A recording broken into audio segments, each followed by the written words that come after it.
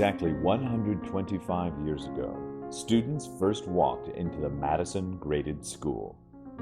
Let's take a look at how 434 South Main Street developed and eventually became a hub of free education for white students living in Madison. In 1849, Madison was described. In point of intelligence, refinement, and hospitality, this town acknowledges no superior. During that time, the residential development of Madison spread north and south of the town square, with many fine antebellum homes being built along Main Street. In 1849, Nathaniel Green Foster was a 40-year-old lawyer in Madison. He was a member of the state Senate and a former member of the State House of Representatives. A devout Baptist and active member of Madison Baptist Church, he was studying to become a minister. At this very same time, the Baptists were building the Madison Collegiate Institute, later renamed the Georgia Female College, at the corner of what is today Foster and South Main Streets. Nathaniel Foster was a trustee of the college and was involved with the building and the operation of the school. The property next to the college was available, so it is not surprising that Foster and his wife, Anne, would purchase the land and build a home there.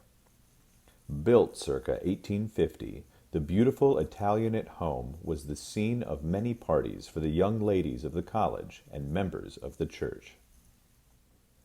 It is interesting to note that a few years later, in 1858, the Baptists built their new church on Main Street, and where Nathaniel Foster served as minister until 1869. His home was between the church and the female college.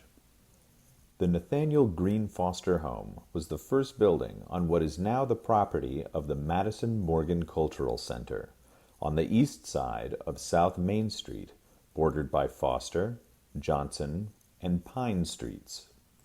The Foster home occupied the middle of the 5.5 acres, standing elegantly among the tall trees for 60 years. During this time, dozens of little schoolhouses dotted Morgan County. In the 1890s, when the citizens of Madison determined to build one large public graded school, it took a local referendum and a change of state law. The property and house close to the center of town and on Main Street was purchased for $400. Architects from Lynchburg, Virginia, Tinsley and Wilson, were hired for $692, and a noted Atlanta contractor, Nicholas Ittner, was employed to oversee the construction. He was paid $14,944. Sited in front of the old Foster home, the new school was constructed in the Romanesque Revival architectural style of red brick with a slate roof and electricity, the interior finished of heart pine and plaster. It stood as a monument to the creative ingenuity prevalent at the turn of the 20th century. The words "Graded School" were proudly placed over the front door. The building was finished in late 1895, and 210 students were welcomed in January 1896. Originally built for 1st through 7th grades, each grade had its own room. Bona fide residents were entitled to free admission. In addition, from the very beginning, the school allowed students from outside of Madison to attend by paying tuition. The fees ranged from $1.50 to $2.50 per month, depending on grade.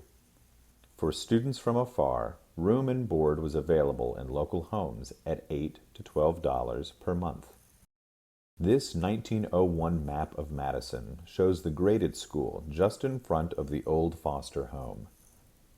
Shortly after this school was built, about 1/3 of the land on the north side was sold, and a large home was built facing Main Street. Behind that house, smaller cottages were planned facing Johnson Street. In 1910, the old Foster home was moved less than 200 feet to Johnson Street, where it sits today. On the cleared site, a playground was created with a two-hoop basketball court laid out. There were no swings or merry-go-rounds, but many today remember the old fire escape tube. Kids of all ages would climb in and slide down. One recalled how hot the slide would become in the summer, and that kids brought waxed paper to sit on, which made them go even faster. By the late teens, students who wanted an education beyond the 7th grade met with teachers in the graded school auditorium for their upper classes. The graded school auditorium was a very popular place, not just for school groups. Civic groups in town also enjoyed using the auditorium. This large theater was able to seat nearly 400. By 1920, the town was making plans for a separate high school. In 1921, the local paper announced, "Madison now has a modern high school building, the plan of which meets every need at present. Our people should be proud of this structure, as it means so much to our town and to our county as well." It was positioned behind the graded school, facing Main Street. Like the graded school 26 years earlier, it was built of red brick, had classrooms, a library, and a lunchroom in its basement. This 1931 newspaper ad proudly announced that Madison Public Schools, the graded school and the high school, provided the best education in the state, and that graduation from Madison admits to any college. 14 years later, the newspaper reported, "On recommendation of Superintendent J. H. Perks, the board at their last regular meeting authorized the installation of home economics for the incoming year." So, in 1935, a little home ec building made of brick was added to the north side of the high school. Effie Gay was the first teacher there, followed later by Agnes Cronick. The article goes on, "The kitchen, dining room, and the sewing room will make the work in this department attractive as well as comfortable for our girls." Madison resident June Bone said it was such a pleasure to take home economics in the new kitchen with all the new appliances. Most of us came from homes where our mothers were still cooking on wood-burning stoves. Sewing and dress design was also taught, an essential skill for girls at that time, as most clothing for women and children was made at home. Having proficient sewing skills was a point of pride. In 1940, the school expanded even more. Through the auspices of the Work Projects Administration, a new gymnasium was built behind the high school at the corner of Foster and Pine Streets. Constructed of red brick matching the other buildings on the site, it was used by all the students of the graded school and the high school. But the high school was tragically lost in the early morning of Saturday, April 5, 1947. It was destroyed by fire, unofficially blamed on a faulty boiler in the basement. Sadly, the school included a wonderful library donated by town philanthropist Sarah Cook. She had donated many old books and manuscripts impossible to replace. The high school students temporarily had classes in the graded school auditorium and then continued their education in the old, but renovated, agricultural and mechanical school on College Avenue in Madison. To make up for the loss of the Cook Library, a very small library was created on the second floor of the gym behind the graded school. This library was also used by the citizens of Madison as the public library. The librarian read books to the children downstairs in the gym, while the students sat on the bleachers.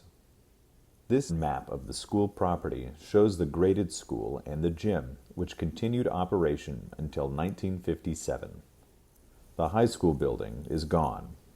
The home ec building did not burn and remains. It became the lunchroom for the graded school.